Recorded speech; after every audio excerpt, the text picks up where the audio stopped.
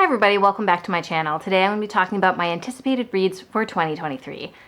At least what they are so far. To be completely honest, I don't usually pay attention to what's coming out until it gets closer to the end of the year. And I was attempting to fill out a tag, like a book tag, and one of the questions was, oh, what is your most anticipated read? I was like, I don't know. Hell if I know. Which prompted me to actually do some research. And so now I actually have a small list for y'all.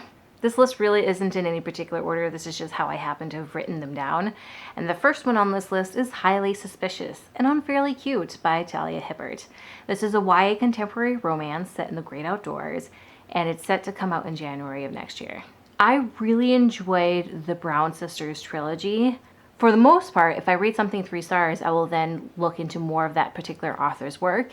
And I rated all of the books, I think a minimum of 4 stars. 2 I think were 4, and the last one was a 5. I really enjoyed this series, which of course now I have to check out anything that she has coming out. This is like people who used to be friends and now they're rivals to lovers, if that is a trope. One of our main characters is Bradley, and he's pretty much like the perfect student. He's the star football player. He manages his OCD well enough, and he has really good grades in his classes. And the only class that he isn't the top person is the person that he kind of has his rivalry with, which is Celine. Celine's on social media and she does conspiracy content. However, even though she does all these things, she's still not cool enough for the in crowd, which is why her and Bradley are no longer friends. Which is a shame. Shame on you, Bradley. Celine signs up for a survival course, to spend time in the woods, and she's surprised to see Bradley, and now they're kind of stuck working together. I think this is going to be very cute. I think there's going to be a lot of disastrous events happening, but this is going to be really cute. And it's going to be so funny. I see this being very funny. Hi everybody, Editing Rachel here. At this point, I had no idea my camera has stopped recording, and I still want to include this anticipated read. Now I'm doing it this way instead of just refilming it because this is the second time of me refilming. I was overzealous with clearing out an SD card and I deleted it, and this is me refilming it. And I don't want to film this for a third time, so we're just doing it this way. Now my next anticipated read is Vera Wong's Unsolicited Advice for Murders by Jesse Q. Santanto. It's set to come out next January.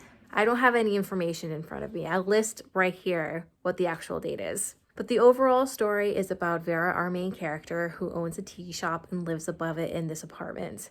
She spends her days running her tea shop and then going upstairs and going online to internet stalk her son, kind of just keeping tabs on him. One day she goes down into her tea shop and she sees a body. Someone has been murdered in her tea shop, and she sees he has a flash drive in his hands, and so she keeps that but calls the police. She doesn't give this flash drive over to the police because in her mind, because she is rather canny with the computer, she thinks she can do it herself. Now this book is described as a cozy mystery set in Chinatown, and this just gives such strong Murder, She Wrote vibes, and I love it when these type of characters get into business that they have no business in being. I don't really know much about this character, but I'm already rooting for her. And I really think I'm going to enjoy this, despite not really being a huge cozy mystery fan. So this is absolutely going to stay on my radar. And the next book is Happy Place by Emily Henry. That is my next anticipated read. But we're going to let past Rachel actually take over from here. Sorry about that. My battery died, and hopefully I still have the same shot that I had before, but if not, it's fine. You notice the difference? No, you didn't. All right, let's get back into it. I really enjoyed the people we meet on vacation. I really liked the idea and the characters, and if I remember correctly, I don't think I was necessarily a huge fan of the pacing. However, I'm still very much willing to give Happy Place a chance, especially since I think this is going to be very funny. This is about a couple who broke up and just didn't tell the rest of their friends that they broke up.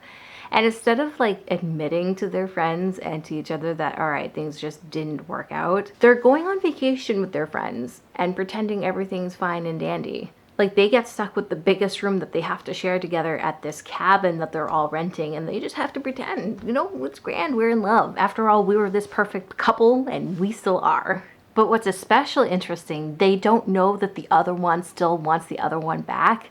So it's fake dating, but not fake dating. It's still going to be very funny and I think they're going to put themselves in a lot of awkward situations. This is definitely up there in regards to anticipated reads. The next book on my list is The Do's and Donuts of Love by Abida Akyurt. This is a contemporary YA romance set in an Irish baking competition, and it's set to come out next June. I really enjoyed The Henna Wars by the same author. I thought that was cute and fun, and I'm looking forward to this one as well.